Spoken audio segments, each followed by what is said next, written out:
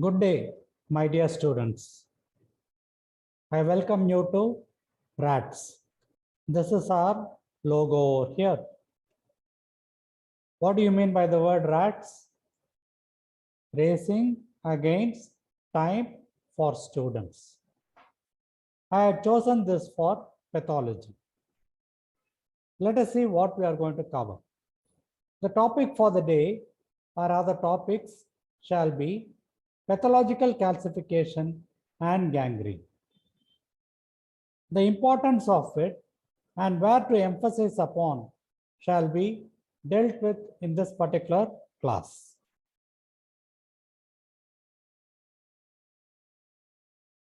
So this is our class again, and the questions can come in the form of short notes, viva voce, MCQs, in pathology as well as surgery.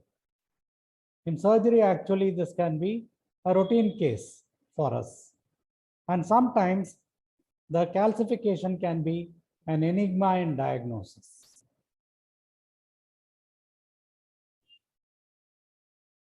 Subheadings. I always put a list of subheadings and we are supposed to follow them. Think of the subheadings. The subheadings will take you to the answer. These were the words of my professor, Sir Augustine Paul, from dermatology.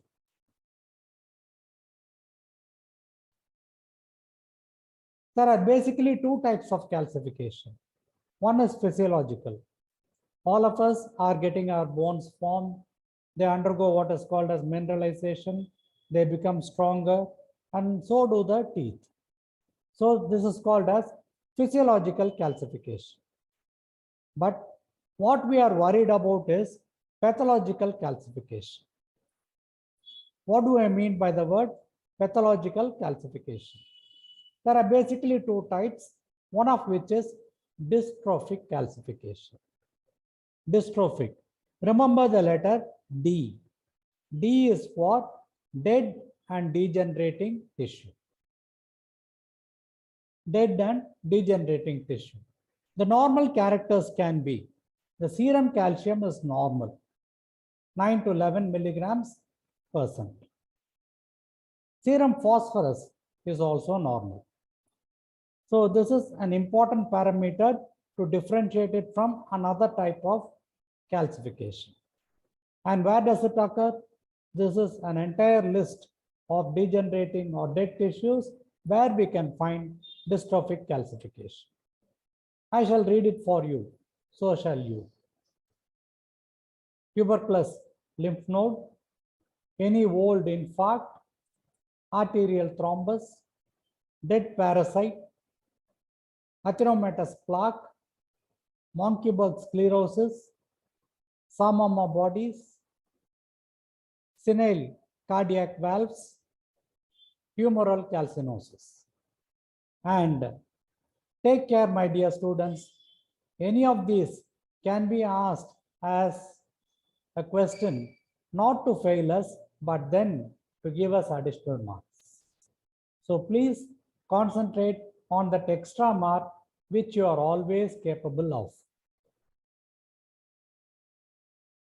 This is a Monckeberg sclerosis. Frankly speaking, this is a slide that I used to keep for my undergraduates. And we routinely see it in the reporting as well.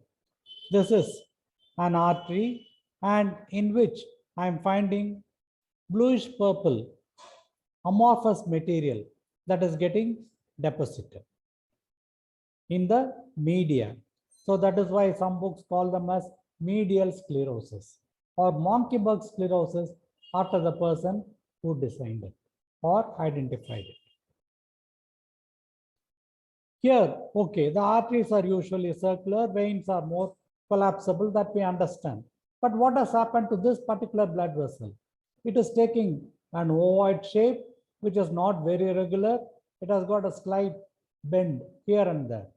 And the calcifications are dark purple accumulations in the media of the blood vessel. And my professor used to call it a swan neck-like deformity or appearance. Swan neck-like deformity can be get in other sites also, such as a digit in a case of rheumatoid arthritis. In fact, that is more classical, a radiological picture, a diagnosis. But this we use it at the microscopic level in pathology. This is an examination slide for you people. I would advise you people to kindly go to game. There is no fame without game. Find out what game is. Now students, what is the heading of this particular slide? Stains for calcium. In pathology and histology, we have got only two stains, hematoxylin and eosin. The pink color and the blue or the purple color. That's all. But how do you identify all the tissues, all the lesions with these two colors? Sometimes it becomes impossible. Therefore, we will be using what is called as special stains for certain substances. These may be asked as questions, as MCQs, and if you do answer as part of the theory, you get an additional mark for it. Also in the Viva, there is a chance that you might impress the examiner. So this is a HNE where the calcium is basophilic, B for blue. The special stain for calcium can be Monckeberg. Monckeberg, it gives a black color. And another stain is alizarin red. So look at this one. That area of calcification has taken up a red color. So this is alizarin red. These two stains we shall remember. Monckeberg and alizarin red. And look at the histological picture. It is from another lesion. I find, can you people describe it for me? I'm finding it a little difficult. So, yes, you are correct. So there is a bluish, amorphous, acellular, irregular deposit that is seen. There is no nucleus, no cytoplasm, no cell membrane. It is amorphous. That is how exactly calcification will appear in the tissue that is stained with HNE. That is basophilic. You agree with me? Basophilic means blue in color.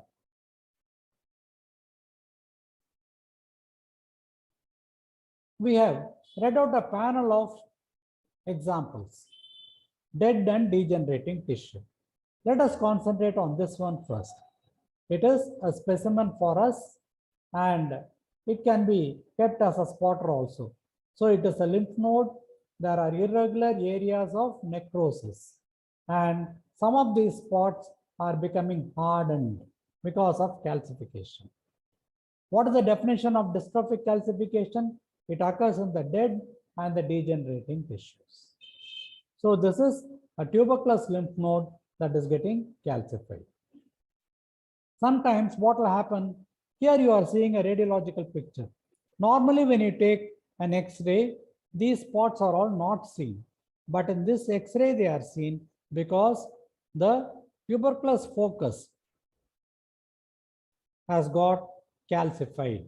So this we call as the Gons focus. Gons focus is below the pleura, subpleural in location. Then via the lymphatics, it comes to the hilar lymph nodes. These together, the focus, lymphatics, and the node constitute what is called the Gons complex or the primary complex. We will see that at a later date. But the importance is they are all calcified. And this is an autopsy specimen, obviously. And when you see the node, rather the Gons focus, it has undergone a calcification. This is the lung otherwise with a black anthracotic pigmentation.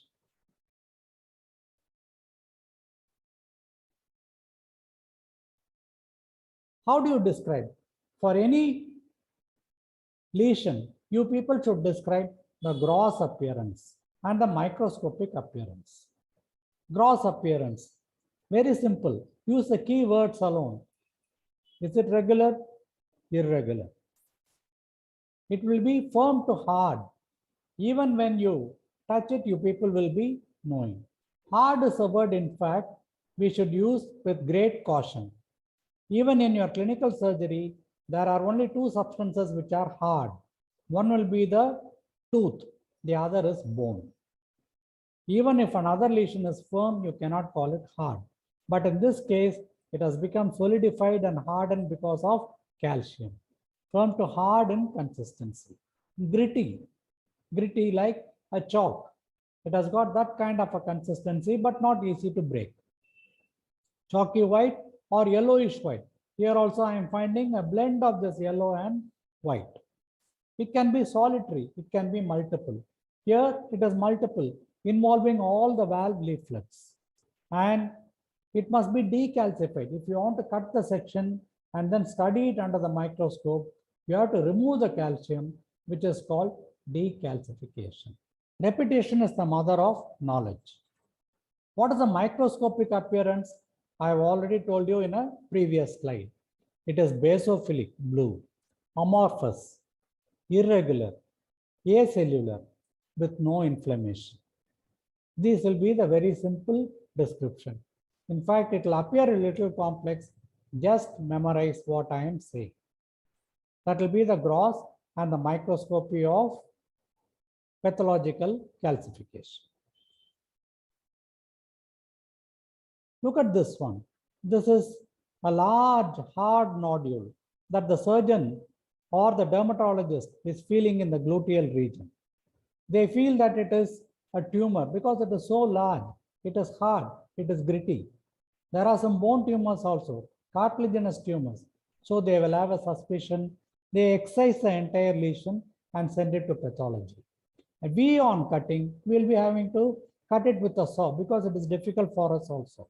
And we find irregular, yellowish white, chalky areas of deposits, which, as I mentioned earlier, they are under the H&E stain, amorphous, acellular, basophilic, irregular, with no conspicuous inflammation.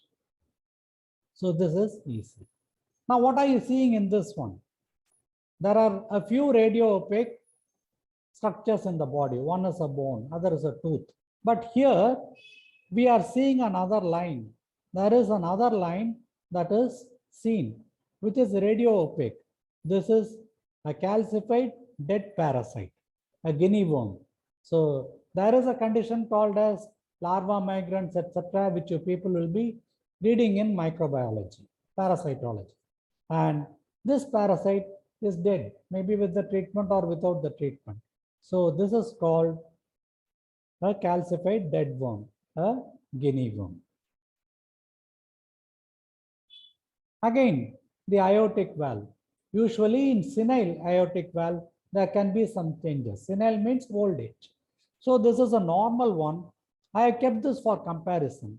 Normally, I find that the valve leaflets, these are the leaflets and these are the margins. When they close, they oppose very snugly. They do not allow blood to either come in or go backwards. Secondly, the leaflet is somewhat glistening and translucent. I can't say transparent, but translucent. It allows light to pass through. But look at what has happened over here. It has become opaque, irregular, thickened, and there is a damage to the structure of the valve leaflet also. It is not able to close completely. The patient can go in for an incompetence of the valve. This is a totally different condition. It is called a Samoma body. Samoma body is again an area of calcification. Here I find, can you describe it any better? Yes, it is concentric. There are concentric whirls of calcium. It will be mixed with iron also. You find that are deposited in a tumor.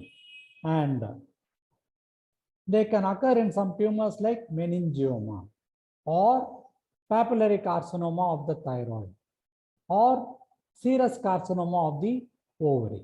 These are some examples. So this is called a Samoma body. P is silent. Next friend of ours is metastatic calcification. Metastatic calcification, there is a specification. It occurs in organs or tissue with a constant exchange of material across them. This is one way to remember. Organs are tissues which are having constant exchange of material across them. So what are they? The GIT, obviously, lungs, kidney, blood vessels. What is common to all of this? There is a lumen and then there is an exchange of material across the wall. Secondly, there is hypercalcemia. So calcium is increased. This can be because of increased absorption or it can be because of mobilization from the bone. From the bone, the calcium is being liberated. Therefore, the serum calcium is increased. That is why it is called anemia. Anemia means no blood. Hypercalcemia means increased calcium. And what are all the causes for this one? Hyperthyroidism, hyperparathyroidism, milk alkali syndrome, vitamin D intoxication, multiple myeloma, chronic renal failure, sarcoidosis. These are some of the examples. The entire panel is given in your Robbins or in my book, The Tips. So it will be easy for you people to recollect. Please memorize this one. What are the organs? What happens to the serum calcium? And what are the list of causes? Pathogenesis. This is common to both dystrophic calcification and metastatic calcification. So the deposits are amorphous or crystalline form. There are two stages. One is called as initiation, other is called propagation. The calcium and phosphate, they accumulate inside the degenerating cells in the mitochondria. This is called an influx of calcium. I've explained it in my first class on cell injury. The calcium, the sodium, they come into the cell and they accumulate in the mitochondrial organelles because of influx. Propagation. Once there is a nidus or nest of material, more and more material keep on getting accumulated, and that is called propagation. So these are the two stages. It can be in a mineral form with or amorphous form, or it can be in crystalline form, hydroxyapatite crystals. That is what we used to say. So this is the pathogenesis. It is common to dystrophic and metastatic. Gross is common to dystrophic and metastatic. Microscopy is also common. Basically, there are two types of growth. Any substance can grow by accretion. More and more particles get deposited. Coral reef is one good example. And you get a huge structure. Or by intersusception. Your body, how are you created? It was by means of a zygote, a morula. And today you are having millions of cells in your body. So it is by one becoming another, or multiplication. Growth by intersusception. The complications of calcification, or rather metastatic calcification, can be vascular narrowing, as in the case of an achyroma. Valvular stenosis, I have shown you. There can be a renal failure. Tumoral calcinosis can be a surgical misdiagnosis. Tumoral calcinosis. So these can be some of the importance which you people can mention. And the significance are some bodies. They are supposed to be indicative of tumors, which I had mentioned earlier. Meningioma, medullary carcinoma, or rather the papillary carcinoma of the thyroid, and then the serous carcinoma of the ovary. So a line from Robbins, it is better to understand a little than to misunderstand a lot. Dear students, the other topic for the day is gangrene. So the importance is given in the enclosure. I shall not be repeating it. But then it can be a very important source of viva questions. And the questions can go in any direction. Let us see what the Pandora's box has got in it. Gangrene. The definition. It is death en masse. En masse means a lot, a huge mass together. All together. Death en masse with superadded putrefaction. Definitions are definitions. No one words, please. Death en masse of a tissue with superadded putrefaction. Look at this one. So there is a blackish discoloration. I'm able to see some folds and bends. Let us appreciate it before we go to the next slide. There is a definite line of demarcation. This particular tissue is pink and viable. This toe is also becoming gangrenous. But these are definite gangrene. So what the surgeon will have to do is, with a definite line of demarcation, he has to amputate. And this again.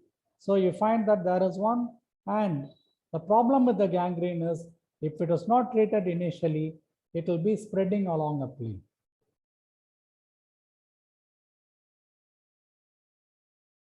There are two types of gangrene. One is called the dry gangrene, the other is the wet gangrene. Dry gangrene, what can be the causes?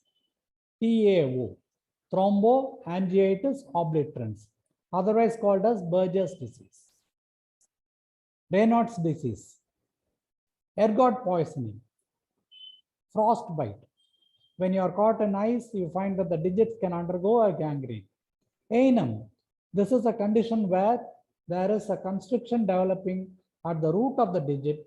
It becomes deeper and deeper, and ultimately the digit falls off. This is called auto-amputation. Anum is an example. Any major trauma, electrical shock itself can lead to a gangrene. So these are some of the examples.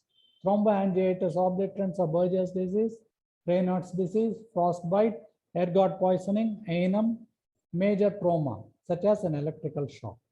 I would like you people to kindly appreciate it. So these are the digits that have undergone a gangrene. Only thing is, there is a definite line. I can draw a line in between the diseased portion and the viable portion. And as in the previous slide, there are some differences which I shall be explaining in a tabular form.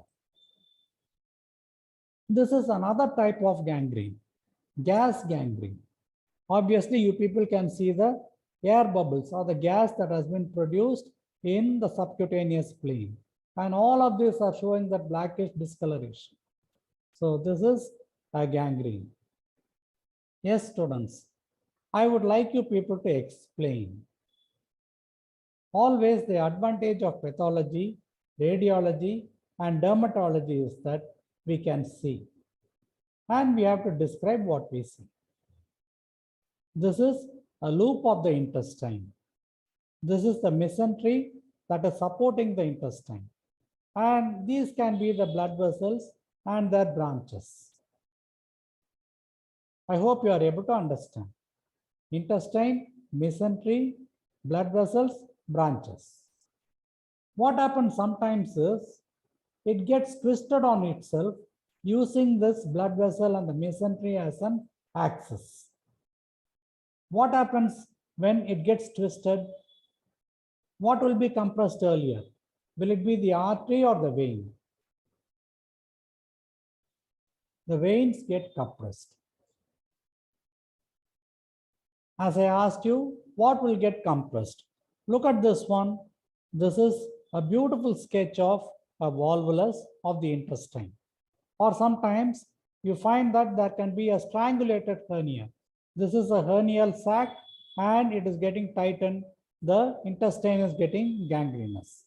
In this particular one, I'm finding that the loop of the intestine is twisting with the mesentery as an axis.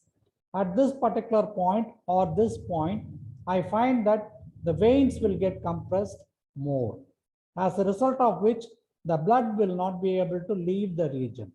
You should be able to explain what I'm saying word by word.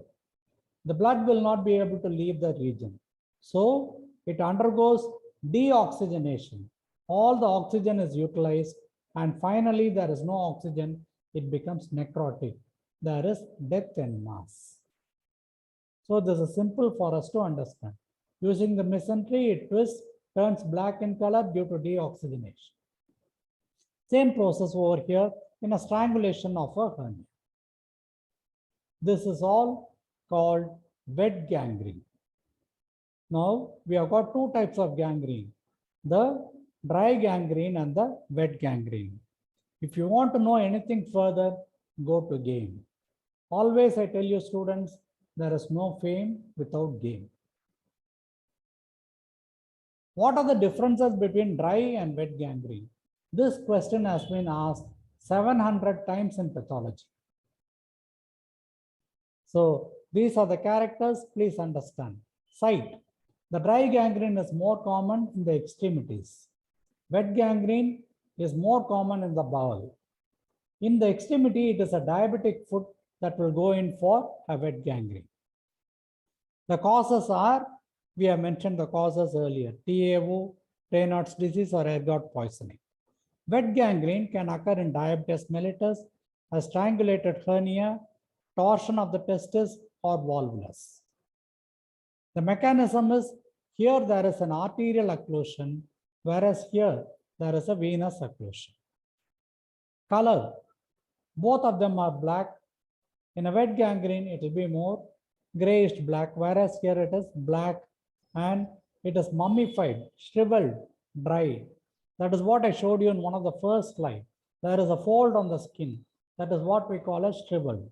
When you dry a wet cloth, what happens? There are a lot of folds appearing. That is shriveling. Mummified means it is as protected as an Egyptian mummy. Whereas in a case of a wet gangrene, it is edematous, it is swollen, it is soft, moist and dark. It will obviously be foul smelling, whereas it is minimal over here. The putrefaction is minimal because of the decreased blood supply. Here it is marked due to stagnation. Line of demarcation. It is clear in a case of dry gangrene, not so clear in wet gangrene. Therefore, it is a challenge to the surgeon. They will be leaving a little bit of normal tissue and then doing the surgery. Foul smell is minimal, it is profuse. Prognosis, it is better due to limited sepsis, that too in the extremities, whereas here it is bad due to profound toxemia and extensive necrosis. It is an amputated specimen of the leg. So the leg is over here, the foot is over here. There is a blackish discoloration seen throughout, almost up to the margin. But there has been a little bit of tissue that has been left behind, and when studied, it was found to be viable, thanks to the surgeon. And had he not done it, already you find that there is an ulcer that has developed, it has healed, and it has been spreading. The entire limb would have become gangrenous. It classically happens in a case of diabetes. This is one condition where you will be having a wet gangrene in the extremity. This is a beautiful picture of the same. I would like you people to draw it in your records. This is yet another condition, almost similar to the strangulation. There is a condition called as torsion. Look at this testis. You find that there is a strand over here and a twist on itself using that as an axis, the cord. And what happens is the veins get compressed. The blood is not able to leave the region. It becomes deoxygenated and therefore the area becomes black due to necrosis. And it becomes foul smelling due to the hydrogen sulfide produced by the organisms. An important point that I had forgotten to mention earlier. The foul smell is due to the hydrogen sulfide produced by the putrefying bacteria. Initially, they will try to unfurl it, but it is a risky one. Therefore, sometimes they will have to open up and do a corrective surgery. Testis is very important. They could not amputate it. But if it is going to be gangrenous, there is no other way but to resect it. This is a totally different condition. Here I find that the scrotal skin and even the adjacent skin, etc., they are all becoming gangrene, a real death en masse. And this particular condition is called as Fournier's gangrene.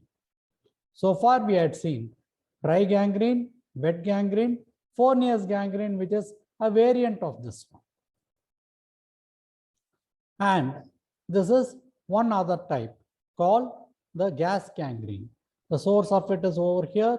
And look at this limb. It is a thigh wherein there are a lot of air bubbles or blebs that are seen.